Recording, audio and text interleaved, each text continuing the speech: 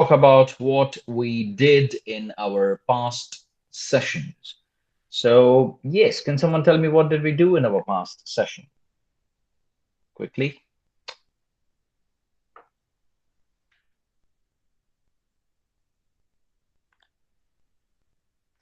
Okay, we did the subject of an email. Okay, Devashish, let me clarify this. Did we discuss about the rules for writing a subject? Did I guide you for that, or we just wrote the first subject line of an email on our own? What did we do, Devashish? Can you clarify?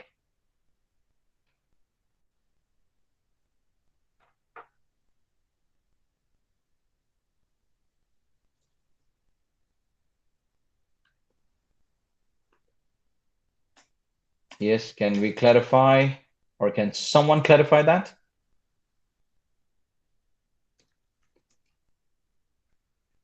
No, sir, we have not discussed, all right? So that's what we are going to do today. We are going to first discuss about the rules for the subject line, and then we will again take back that exercise of how to give the, uh, you know, how to write an appropriate or a perfect subject line for an email. So I should say let's begin the session. But now, before we begin the session today, you all will need your uh, you all will need your books with you. So get ready with your pen and paper and tell me when you're ready.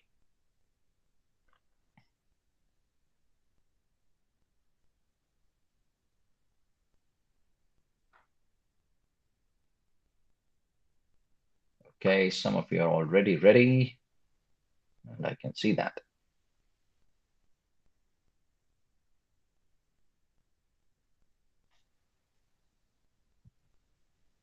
Okay, Tanay is ready. So we have Jigar, we have Vent, we have Devashish, Tara, Divyesh, Diviraj, Leila, Tanay, and we have Zail. All right. Great going. Okay, so I hope everybody is ready. All right. So let's begin. And I think we had already discussed all this, but now we'll come to the elements. And then today I'm going to talk to you about how to give an appropriate subject line to an email. So let's understand this. Email has five, main elements. And there are five very important elements of an email. Let's keep this in mind. Subject line is, of course, the most important element. Then we have the salutation. That's where we greet people. That's where we write words like respected, dear, Mr., Mrs., right, and so on. Then we have the body. The body is the email itself, right? So the question comes is what must you include in the body? Well, that's very simple and straightforward. When you are talking about the body, you need to have three distinct ideas there. So you need to first mention in the opening paragraph about the history. Then you need to come to the purpose, which is the second paragraph. And the third paragraph is the conclusion where you actually conclude and end your email. Then comes the valediction. Valediction are words like, uh, simply speaking, they're words like regards, best wishes, yours sincerely, yours faithfully, yours respectfully, or whatever. And the last one is the way you sign off. It's your signature. Okay, so that's your last one. Uh, Now, let me tell you why in an email the subject line is very important. Let me tell you that first. You need to know that. Uh, Now, always remember that whenever you open, a portal of an email, like I'm opening right now, and you can see right now. So this is my email homepage, right? This is my email application homepage. And whenever you look at the email homepage from a mobile application or just like mine in the laptop, Now, even if you open it in mobile, let me show it to you in mobile, how it looks in my mobile. So that is going to be another screen. Please switch on to another screen. That's from my end. So I think you can now see two screens there, and my screen is very much visible. Is my another screen visible from my cell phone? Tell me yes.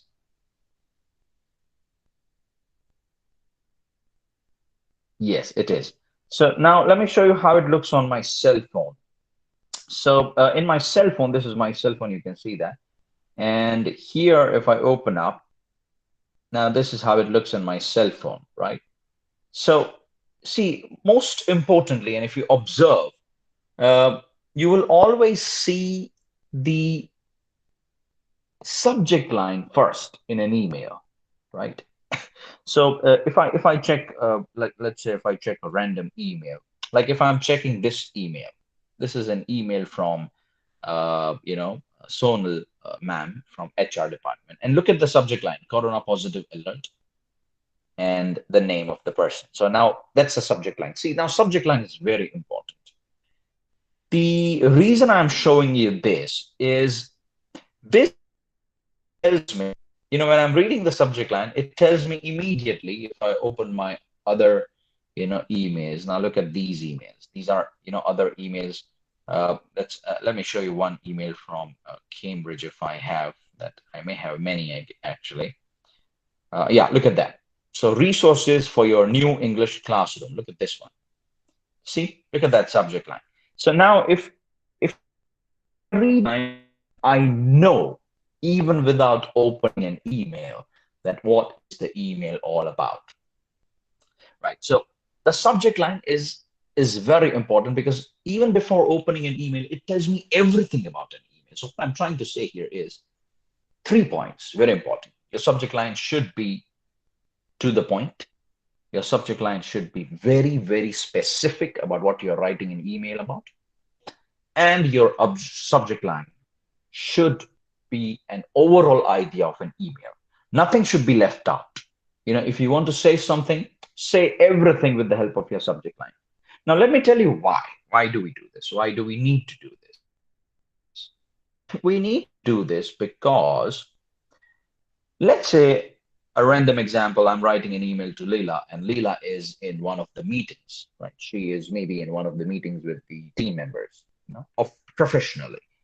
Now, Leila doesn't have that much time to read the whole email. So if she only checks the subject line and she understands everything, that's good for her because she's already in the meeting and she's going to avoid reading the whole mail. So if my subject line is specific, it's to the point, then no one is going to, most probably people won't need to even open an email. Yeah, definitely they will open up a little later when they have time. See, when they have time, they are. But your email subject line should say everything, right? Do you agree? Yes. Do you all agree with this, what I've just shared? Do you all agree with this? Yes, I need to check on with everyone's responses. Yes, Utsav and everybody. Yes, so everyone would agree to this point. So your email, should be very specific. Now, when it comes to email subject line, you need to follow certain rules. See, there are rules, and you need to follow these rules. So now we need to understand what are these rules, because that's very important for us. If we don't know these rules, we we don't know how to actually write a subject line. So we now need to understand the rules of a subject line. Okay, are you all with me, everyone? Let's get on with the rules then. All right. Now, two rules are very important when you're writing a subject line. Please be very careful when you're writing a subject line. Two rules, the most important rules. You need to be very, very specific about these two rules. And these two rules, it should go down in your book.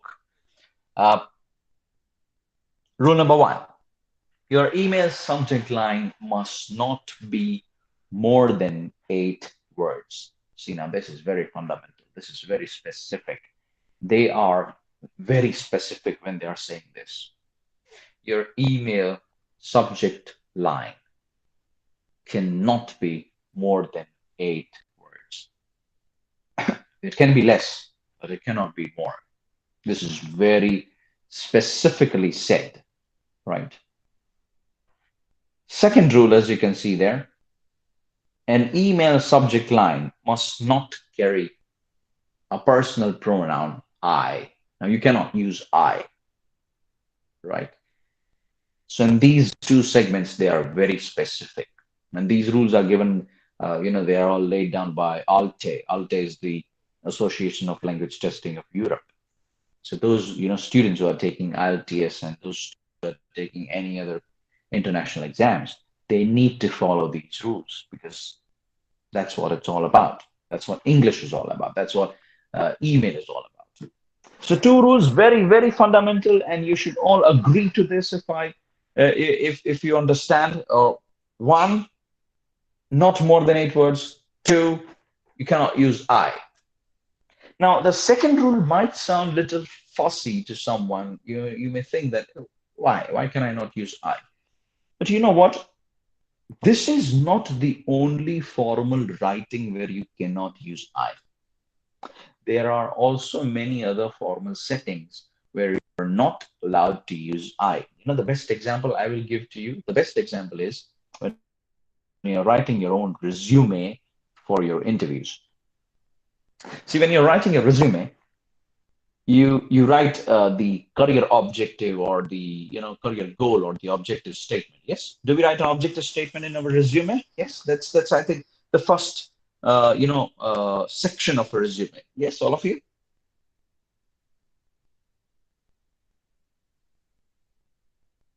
Hello.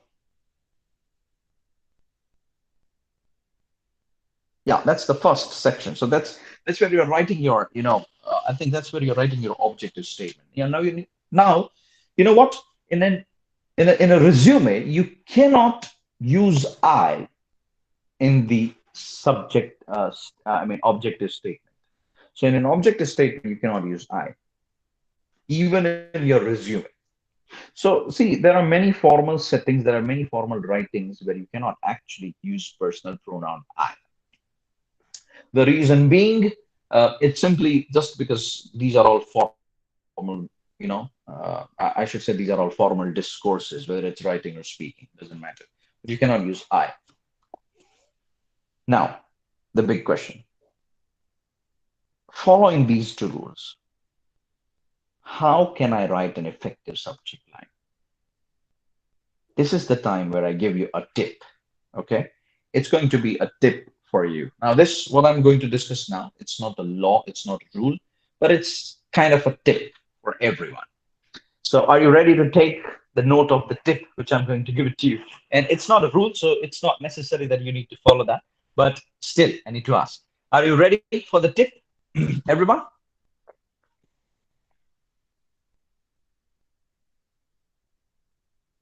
Yes, so fine. Let me now show you the tip. The tip says this. Try to start your subject line with gerund. Now you need to know what are gerunds. Gerunds are actually nothing but they are the verbs with the ing, but they are in the beginning of a sentence. So now understand this. Your subject line starts with ing words. And it's easy. See, if you do this, you ultimately don't need to use I. Now the big question is, sir, which ing verbs shall we use? Well, that's the main question. That's the beauty there. These ing words should be the purpose of your email. See, now what you're doing, you're clarifying the purpose of your email with the very first word of your subject line. Wonderful. Wonderful. 50% job, very, very well done. Because I've already told you that in subject line, you need to be very specific. Being specific and using the purpose of an email using that word in the subject line, you're very specific. So let me give you a few examples. Let's look at a few examples. Look at these examples. If you're writing an email to invite people, then start your subject line with inviting. See, you need to just put ing there. That's it, because that's the purpose of an email. Okay. So then you don't need to use I, and you're saying specific things. Inviting for a birthday party. Perfect. What if your purpose of an email is to apologize? So what should be the start word? What should be a word that you start with according to my tip? Yes, in the chat, quickly. You can even speak if you wish to.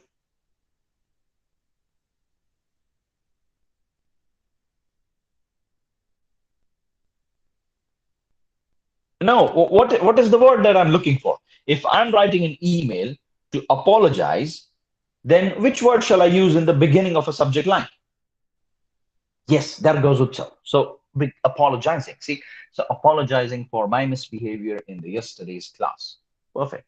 See, this is very clear. But you should always remember the limit of 8 words. Apologizing for the misbehavior in the yesterday's class. Ah, that's exact 8 words, right? Okay, what if you are writing an email to request someone something? What should be the first word that I should start my subject line with?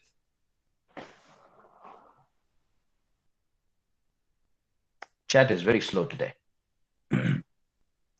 Yes, what should be the first word? Yes, there goes Ayushi. Yeah, requesting. See, now requesting what? What are you requesting about? So that's the subject line. You're very specific. Requesting you to resend the PDF file. Perfect. You are talking to the point. See, you're talking to the point. You are talking to the point. Okay, what if you're writing an email to inform someone something? Inform. That's the purpose of an email. So what should be a subject line? Informing, right? Informing, right? So that's the first word that you should use. So then there goes the subject line, informing you about tomorrow's meeting at 3. Perfect. What if we are trying to, write an email to reschedule something? So reschedule something. What do you think?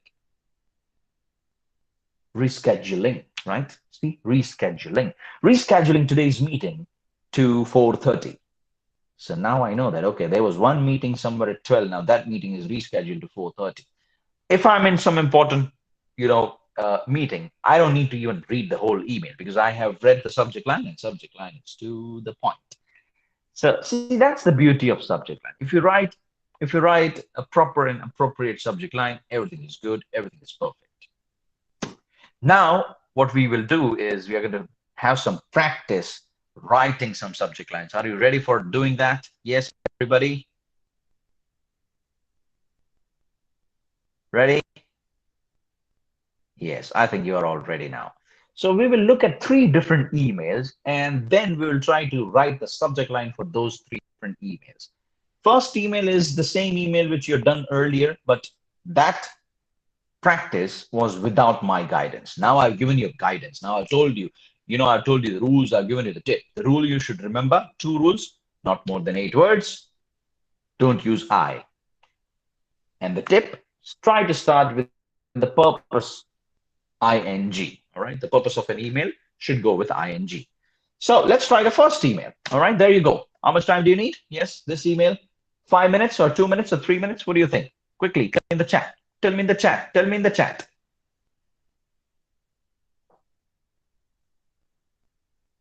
Come on, tell me in the chat how much time you need. Guys, that's too slow. 2 minutes. All right, let me give you. I'm going to give you 3. Okay, all right, 3 minutes, and I want a perfect subject line. Less than 8 words, to the point. It should say everything. Quiz not got. Fred, you're supposed to give a subject line after you read this email. What are you doing, Fred? You're not listening.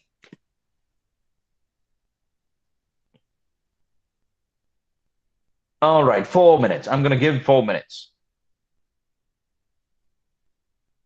Yeah, Leila, take your time. Take your time. Reread. I should suggest you should reread your email. The email is inviting really the only purpose of this email? Please check.